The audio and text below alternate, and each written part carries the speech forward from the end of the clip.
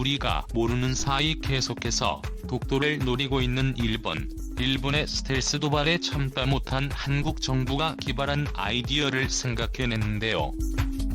울릉도와 독도 사이를 해저 터널로 연결해 일본이 더 이상 한국을 상대로 영토 욕심을 못 부리게 만든 것입니다. 일본은 한국에게 당황하며 군사도발까지 하겠다고 나선 상황, 대체 어떻게 된 일인지 지금부터 자세하게 설명해드리겠습니다.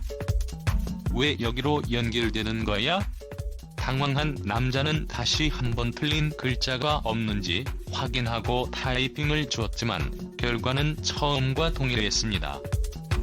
사태를 파악한 그는 다른 사람들에게도 이 사실을 전파했고 다른 사람들 역시 똑같은 결론에 다다르자 남자는 곧바로 정부에 신고를 했죠. 최근 한국을 뜨겁게 달군 이 사건은 독도닷컴 주소를 치면 일본 외무성 홈페이지 속 다케시마 홍보 웹페이지로 연결된다는 사실이 발각되면서 시작되었습니다.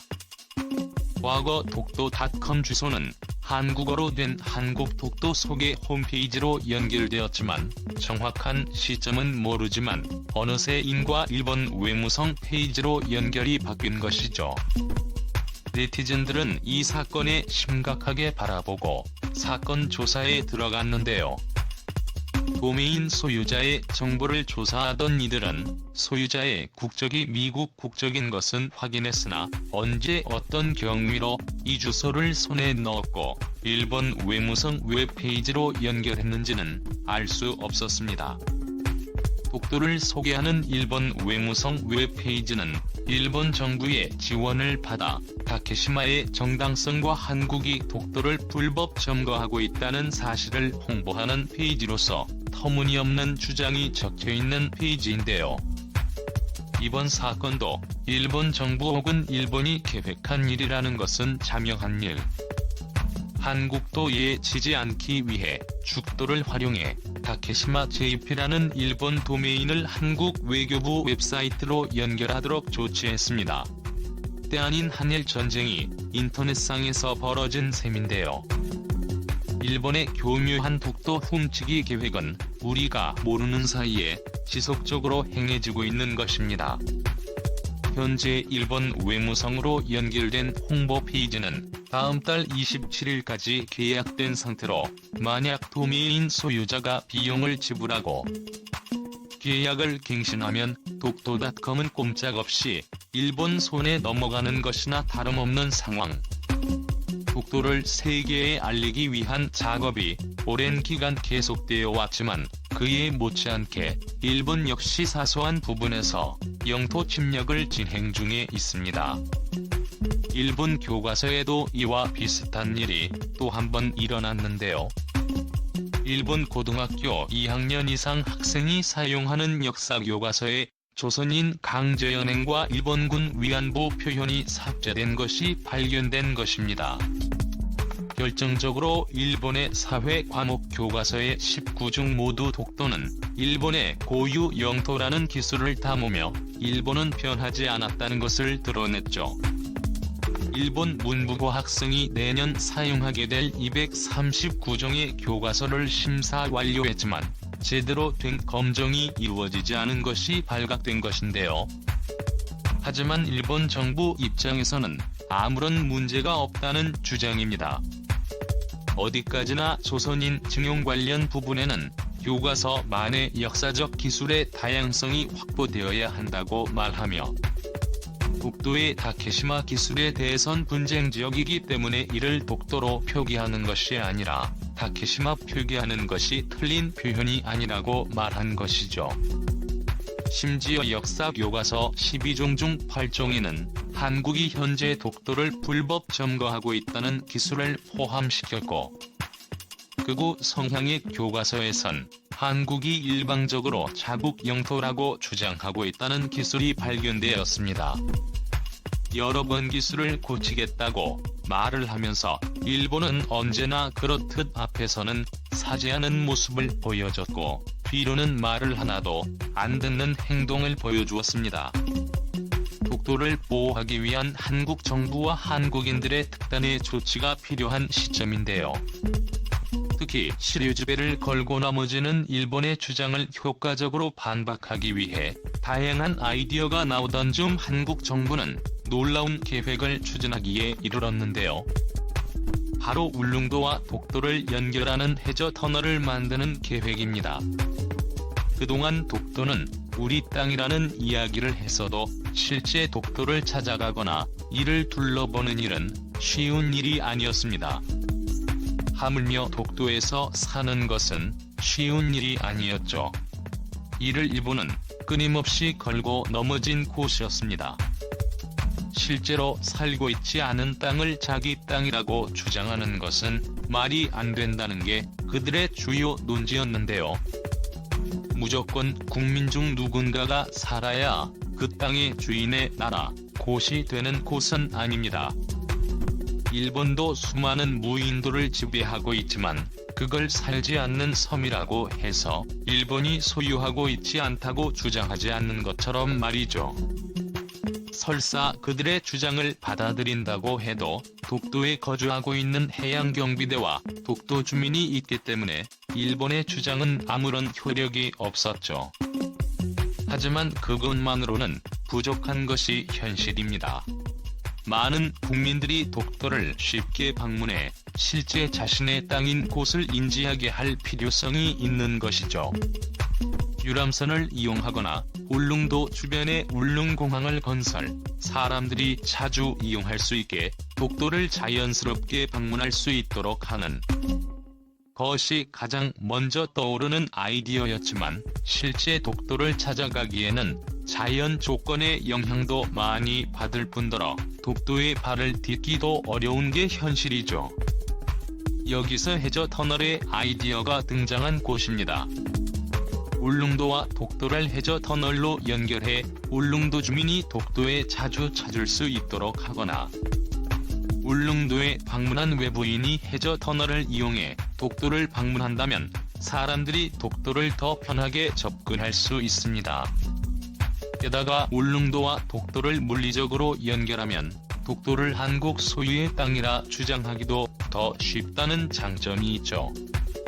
독도와 울릉도는 해수면 아래에 선 형태로 서로 연결되어 산맥을 이루고 있습니다.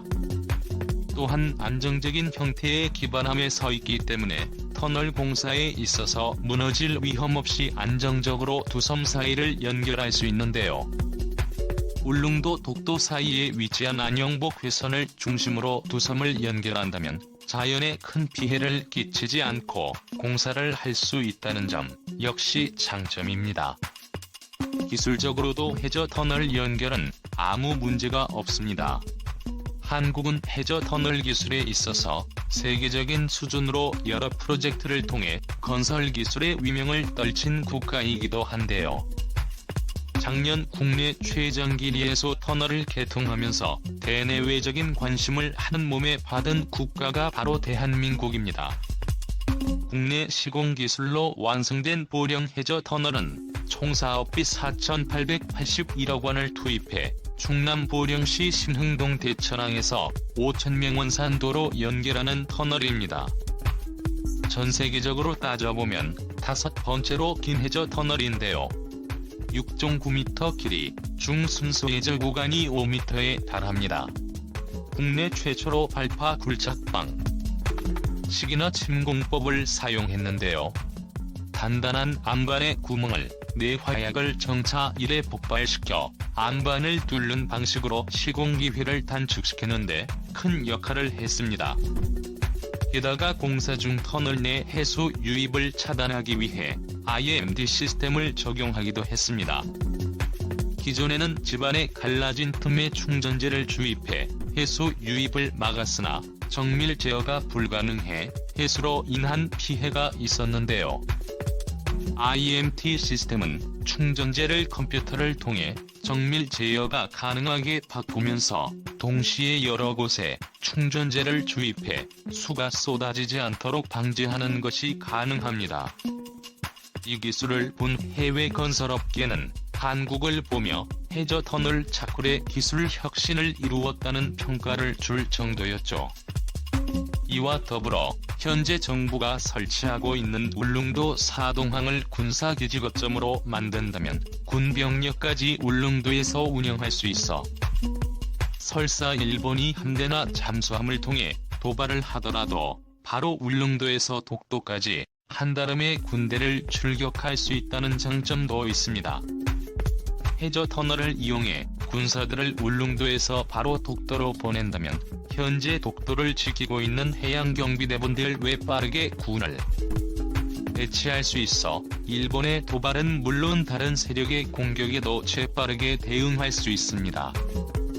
정부는 기술적, 현실적 논의를 거친 뒤 해저 터널에 대한 논의에 들어간다고 하는데요. 장기 프로젝트가 될 가능성이 높은 이 터널이 완성된다면 한국은 독도를 아주 쉽게 오갈 수 있게 되는 것입니다. 이 소식을 들은 일본 정부는 당연히 반발에 나섰는데요. 해저 터널을 만든다는 생각에 일본 외무성은 이 프로젝트가 실행된다면 일본은 한국을 좌시하지 않을 것이라고 밝히며 강경하게 나섰는데요. 군사적 대응까지도 고려하겠다는 반응을 보이며 해저 터널에 대해 반대의 목소리를 높였습니다. 과거에 일본은 한국과 한일 해저 터널에 대한 논의를 하면서 한국 해저 터널 기술 실력을 보았기에 한국 정부가 실제로 이 프로젝트를 성공시킬 수 있다는 확신을 가졌기 때문에 두려워한 것이죠. 실제로 일본은 과거 일제강점기 시절 울릉도와 독도를 연결하려는 시도를 했던 적이 있습니다. 해저 터널은 아니고 해저 케이블로 둘을 연결했던 흔적이 울릉도에서 발견되면서 세간에 알려진 것인데요. 대륙 침략의 교두보를 확보하기 위해 동해와 함께 남해를 관통해 전남 거문도에서 중국 다롄까지 이어지는 해저 케이블 공사를 추진한 적이 있습니다. 이때 울릉도와 독도는 케이블 공사의 기지로 이용되었던 것이죠. 울릉도 사동리 아랫구정마을 해안가 인근에서 일제시대 흔적이 발견되면서 일제의 만행이 알려진 것입니다. 일본은 해저 케이블 외에도 울릉도, 독도를 연결하는 프로젝트를 통해 완전히 이 지역을 군사 거점 지역으로 탈바꿈하려는 시도까지 했던 것으로 밝혀졌는데요. 자국 영토에 해저 터널을 열겠다는 한국의 행동에 분노한 것은 과거 자신들이 연결하려고 했던 것을 한국이 해낼 수 있다는 두려움 때문에 더욱 과민 반응을 보인 것이라고 해석할 수 있죠. 더 이상 일본이 독도를 상대로 허튼 짓을 하지 않기를 바라며 해저 터널 건설로 확실하게 독도를 한국 땅으로 전 세계에 널리 알릴 수 있기를 기원해 보겠습니다. 신 주셔서 감사합니다.